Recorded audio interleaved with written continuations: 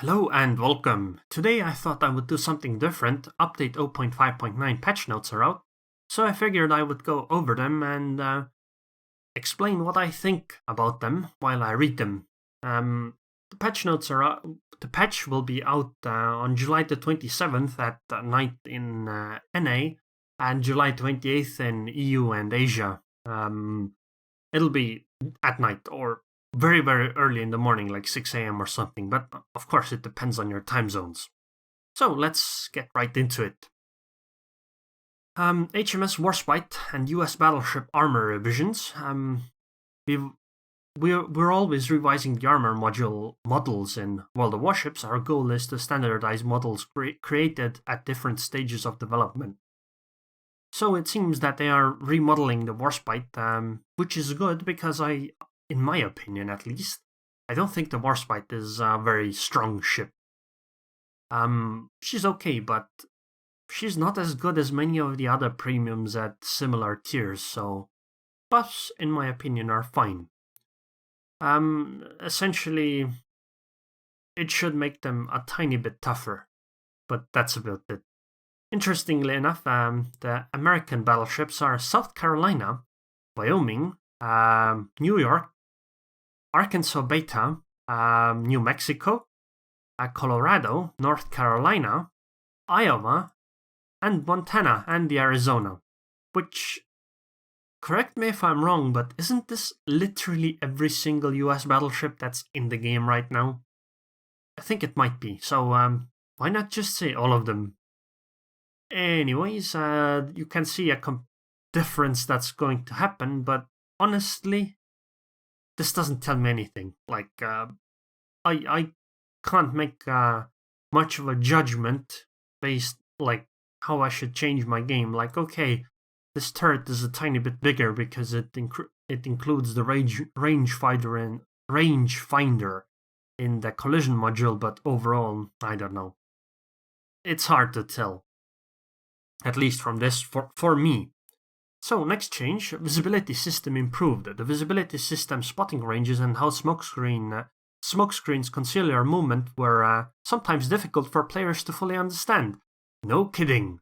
For this reason, we've made a couple of major changes to the visibility system with the overall objective of making it clearer to players. That's a very good thing. We've added the edges of a smokescreen on the water surface if the player is within a 2.5 kilometer radius of it. This should help players see the real edges of the smokescreen and plan their actions better in the heat of battle. So this will essentially work like the smokescreen mod that has been going around for a while. By the way, that was made by Wargaming, like people that work there. Which is an incredibly welcome change in my opinion, because this is a thing that should have been in the game before the game launched. In closed beta already this was an issue even back then. So, situational awareness is a popular skill which displays a notification about the detection of enemy ships. It's being given to everyone by default and removed from the commander skills tree.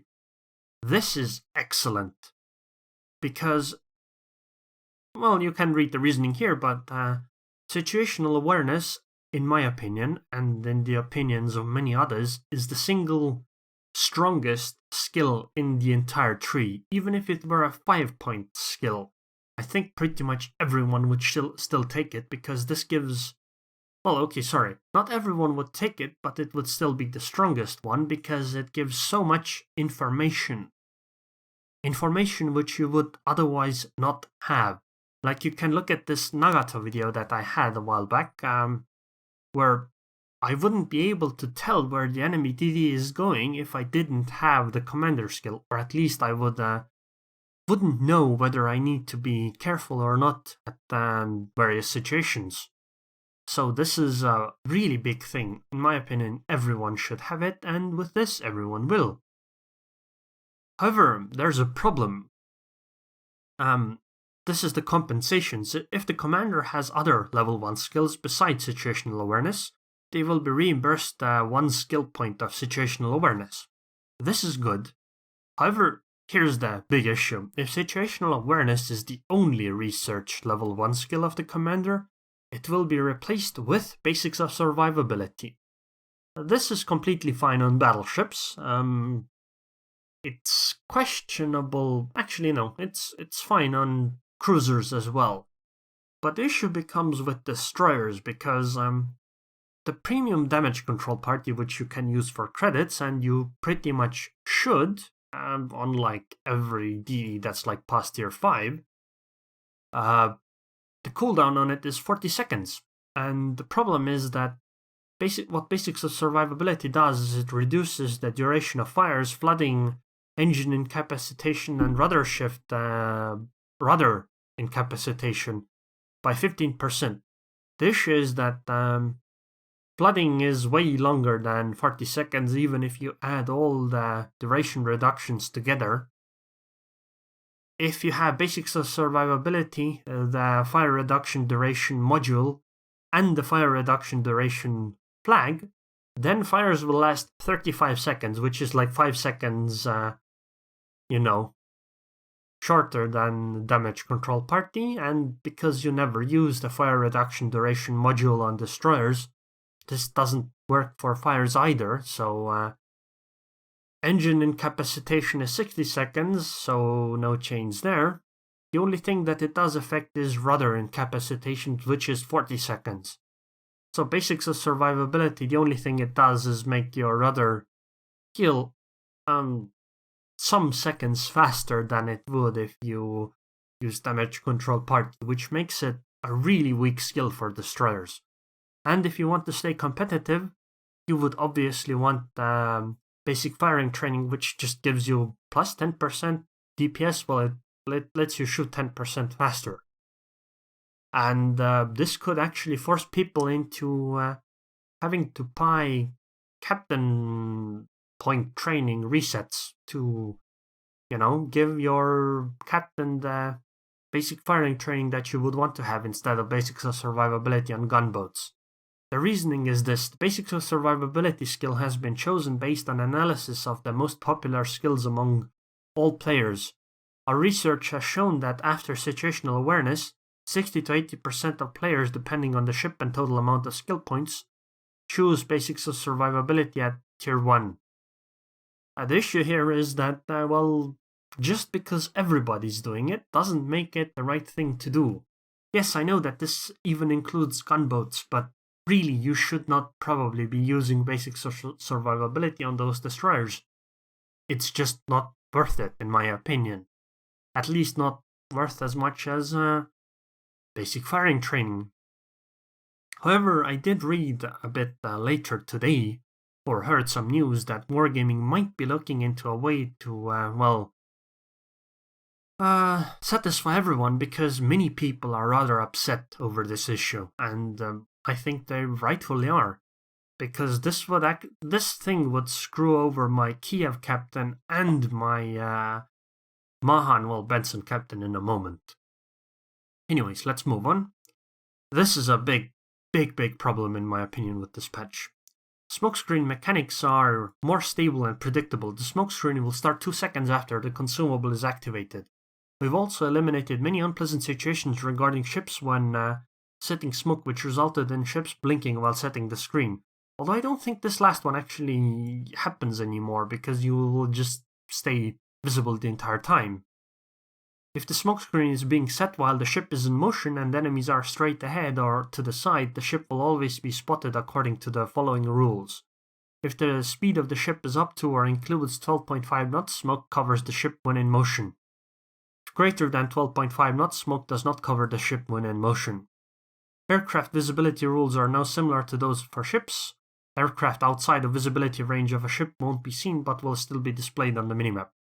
Okay, so this one is actually really good, because this means that if you stop and still move at 1/4 speed on most destroyers, you will still be below this 12.5 knots and you will be setting smoke and moving, but you won't be visible. Right now, you sometimes are and sometimes aren't, and it's a really weird situation in my opinion. Players will now be able to see shells and torpedoes spotted both personally and by teammates. I don't quite understand what this means. I don't know. I'm sorry. Maybe somebody can enlighten me what this means.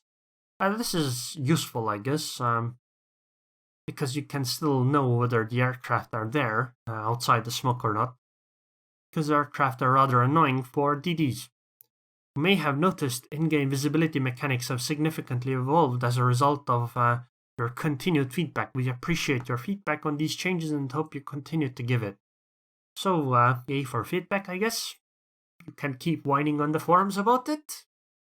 Apparently, they say that it helps, so I guess they want more of it. Voice chat in divisions. I guess that's a nice thing. I don't think I'll be using it much. I think I will mostly disable it because this would be with the game voices, and well, this would be sad because I couldn't record videos while in the division because somebody might say something stupid or their microphone might sound like, well, somebody's going to reply in the comments. My ears are bleeding, so this might be an issue. For me, personally, that is, but it's usually a useful thing to have. Other ship changes. Warspite's draft was revised to make it more historically accurate. The ship now sits 0.65 meters deeper in the water, which will positively affect its survivability. Additionally, the armor penetration of HE shells for the 360mm guns has been increased from 64 to 95mm, while armor penetration for the 100... essentially Warspite buffs. This is a good thing. Atlanta, we added an extra consumable slot for the surveillance radar. So essentially Atlanta gets radar with 8.5 kilometer range, active for 25 seconds, and, well, the usual thing. This is a good thing because the Atlanta is also... Okay, Warspite isn't a weak ship. The Atlanta is a weak premium ship in my opinion. The Atlanta does not do well in the game, so buffs to the Atlanta are good. I don't know if you would actually want surveillance radar. I guess you would, because carriers aren't gonna come near you anyway, because they don't want to lose their planes. So Tirpitz revised the layout of the armor towards its forward and aft end, so I guess this essentially means that the Tirpitz is getting a buff while being shot from the front or behind. Omaha and Marblehead, for these ships, the thickness of the casemate. Okay, Omaha and Marblehead buffs, these are good because the Murmansk doesn't need it, but Omaha and Marblehead do. Phoenix buffs, I don't think this makes much of a difference. Same with this one, this is such a small change. Pensacola and Baltimore fixed an error in their armor models where the barbettes of the first main turret were not extended to the magazine deck. Now the armor layout for these in-game models is more historically accurate. I don't know what this precisely means, but I think what this means is that they will be easier to kill from now on. Because I think what this means is that their citadel area wasn't quite the same as it should have been for the front turret. Mogami, some changes for their model apparently. I guess this is the hit model. And buffs to torpedoes of a ship I have no clue about, so I don't really care. Battle tiers and matchmaking tweaks. The battle tier of a ship, okay, we all know what this means. I guess they reduced some of the range of matchmaking. Tier 1 to 4 ships and Tier 5 aircraft carriers will see battles with opponents only one tier higher. This is good, because this means that you won't be getting into Tier 5 battles as a Tier 3 ship. It's not a very nice thing to have.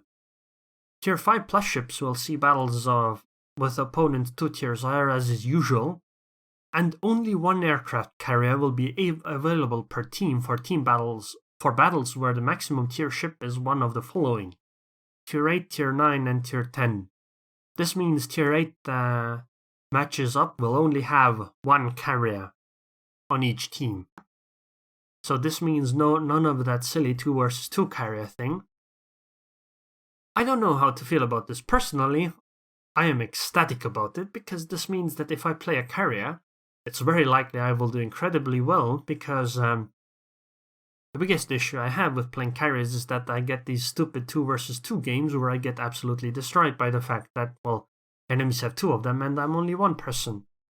So this should bring about more skill into the mix, but this also means that people who aren't as skillful will get destroyed even more. So, I don't know. I think it's a welcome change. Unfortunately, Tier 7 is not included, so I guess I need to move my hero captain to the Shokaku. In line with the Matchmaker development plan, we restored the ship sorting rule. Now the Matchmaker tries to uniformly distribute ships of different nations between the teams. For example, if 2 Soviet Gnevny destroyers and 2 Japanese Minakaze destroyers are present, the Matchmaker will attempt to put 1 destroyer of each nation on each team. This rule will positively affect the quality of team balancing and make battles more even. I guess this is a good thing, because, like, who cares about the destroyer thing? What you should care about is battleships.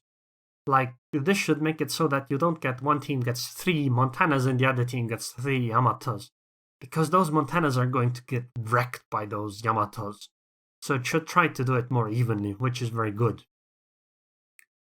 Account leveling has been reworked so that it's a bit faster, apparently, and service record tab looks something new, and it has videos and stuff telling you what you can do now. I guess this is good for new players, which is excellent. Interface changes. Added an option to display smokescreen boundaries. Okay, so it's an option, you can turn it off, which is good. Minimap settings will now be saved individually for each ship. I guess that's useful for some people. And you can turn off the numerical values now, and players will be now able to set transparency on the circles. None of this are useful for me, but I guess they're good things to have because options are never bad. Okay, I guess options are bad when there are too many and you don't have a search setting, which this game doesn't, but there aren't too many options yet.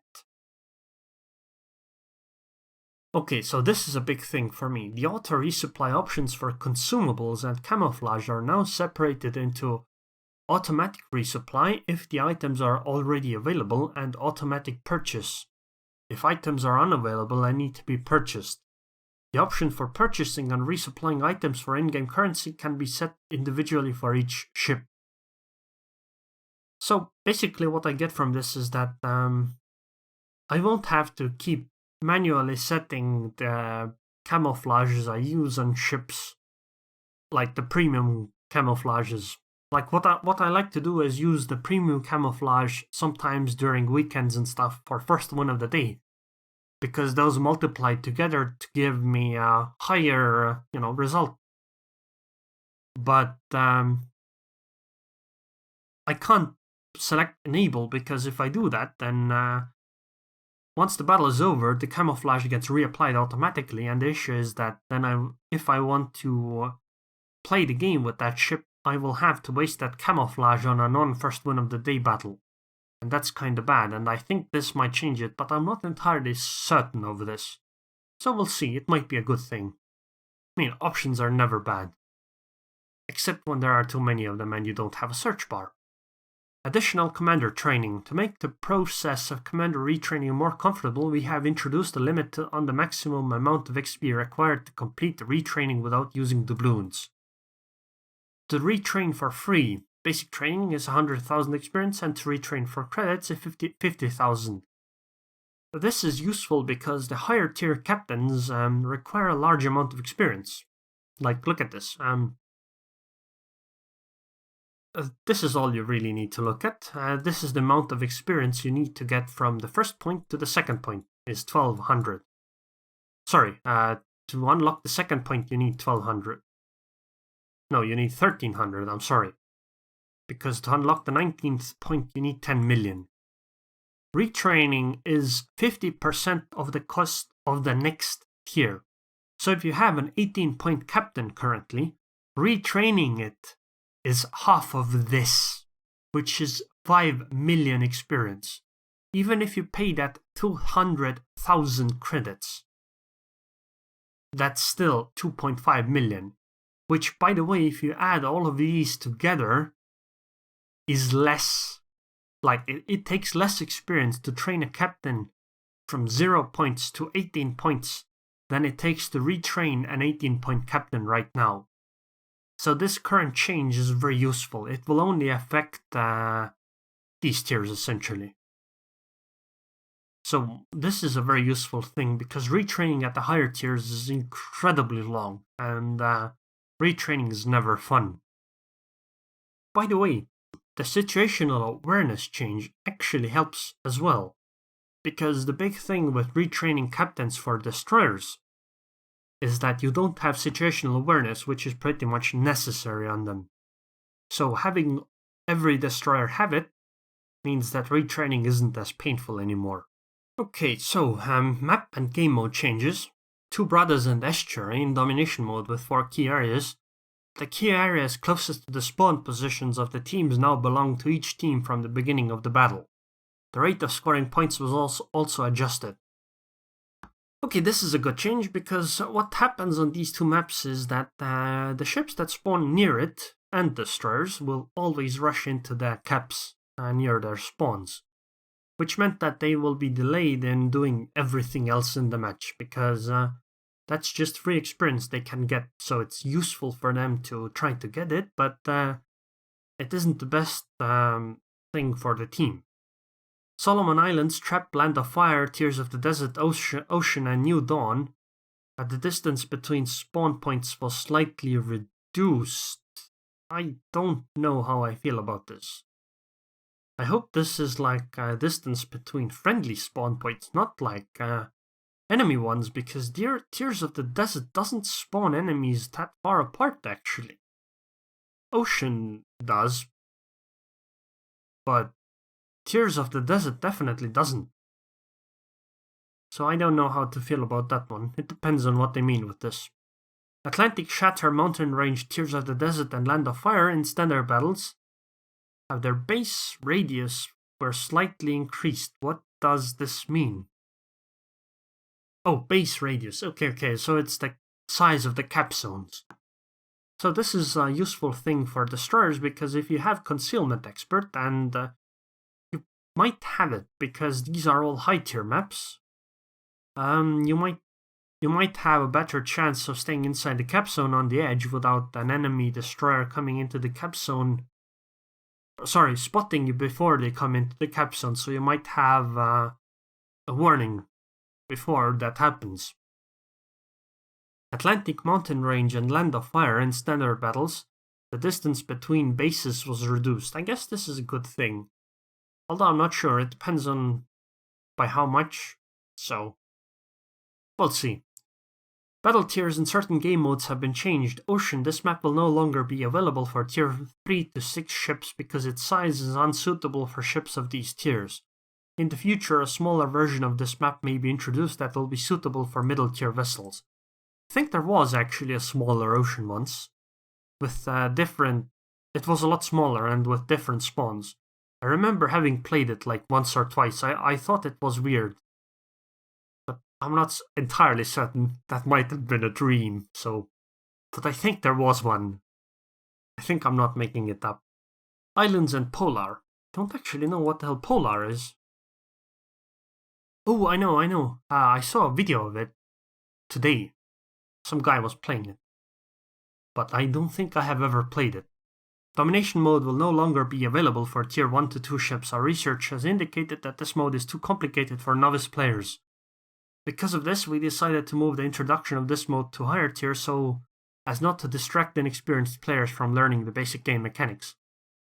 Honestly, I don't think this makes any difference, because I think I've seen like one match won at these tiers by points.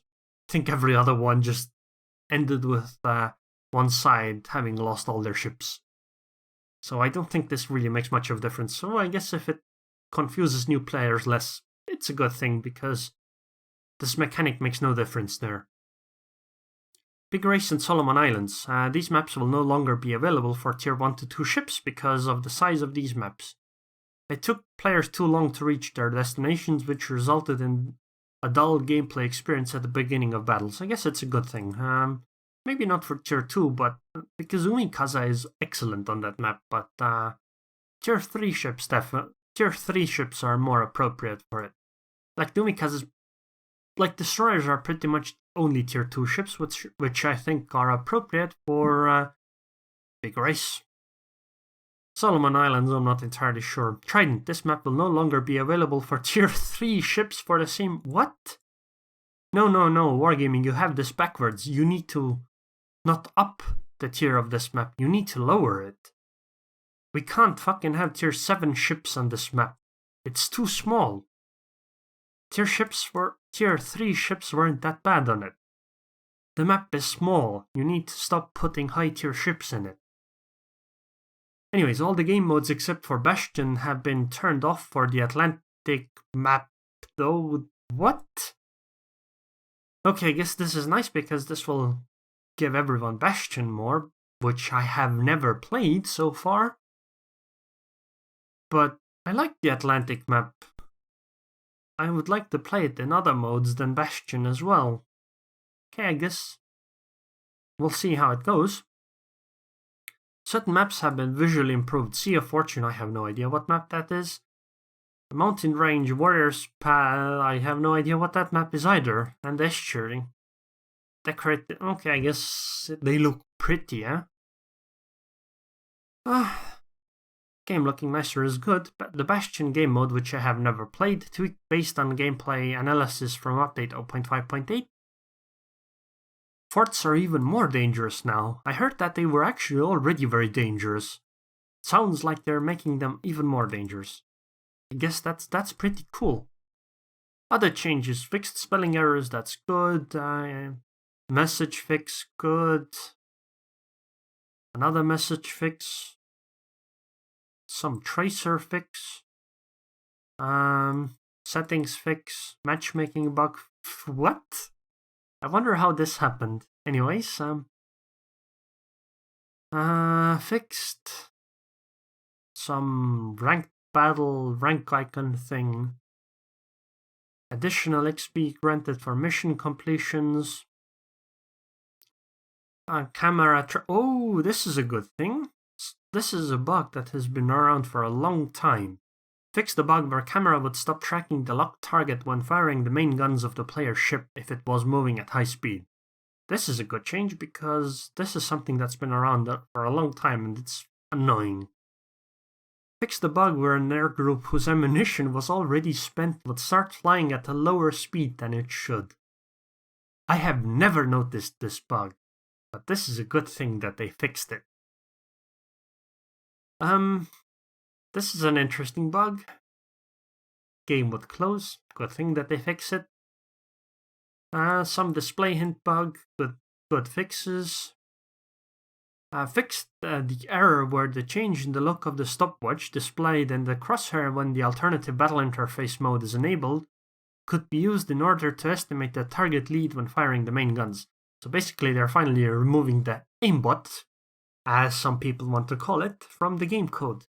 Although the reason why they're removing it is because it was it didn't work all the time and they couldn't really fix it, and people didn't really seem to want this all that much. It's a good thing that it's removed because while it was useful to teach me how to aim, the issue is that well, it kinda removed quite a bit of skill from aiming. But because it was in the game and you know, it was completely fine to use it, you probably should have used it. So it's a good thing that's gone. Implemented the possibility to select the user-made port with the help of the port selection Okay, I guess mods for ports, good thing. Rendering improvements, it's a good thing. Inactivity things, I have no idea that this would even affect anybody, but I guess it would. Some ribbon fix, and fixed an error with Air Group Modification 1. It now gives the correct bonus of 10% to the defensive armament of torpedo and dive bombers. Honestly, I don't understand how a bug like this appears, because this is something that should shouldn't really even be caught by testers. This should be a bug that's caught by the unit test that the developer himself wrote. But I guess it might have been implemented in a way that doesn't quite test it in the way it should, or somebody made a typo or something like that, so I guess it can happen. And the following ships are available for developers and super testers. It's the German battleship line. And well, this is the entire patch notes. To summarize, this might be the single greatest patch that Wargaming has released for this game, in my opinion. Except for this thing. This single-handedly puts a huge black mark on this patch. The situational awareness thing. I wish they had just like delayed the removal of situational awareness then. Because this patch is awesome. Like, the changes are very good. Very positive. Except for this. And I just don't know. Well, I guess it is what it is. Overall, I have a very favorable opinion of this patch, and I think it'll be a rather big success. It improves the game a lot and fixes many bugs that should have been fixed a long time ago. So anyways, if you guys enjoyed this video, then please leave some feedback on it. Like, if you would like me to do such patch note revisions or my thoughts on it in the future as well, please let me know, because I've never done this before, and if you have any other suggestions in that sense, just tell me. And obviously I would like to thank the patrons on Patreon who helped the channel go. Well, they helped me go and enable me to do this thing much more easily. Otherwise I might not be able to as easily or as much. And specifically, I'd like to thank Akatak and Tab Extra, Seboy Mosa, Ultra Real, Martin Wolf, Jacob Klink, Daniel Pequin, Activo2, Volguyen, Captain Ramius, ELR, and Icaros. Thank you very much for your support, and I hope you guys enjoyed this video. See you next time.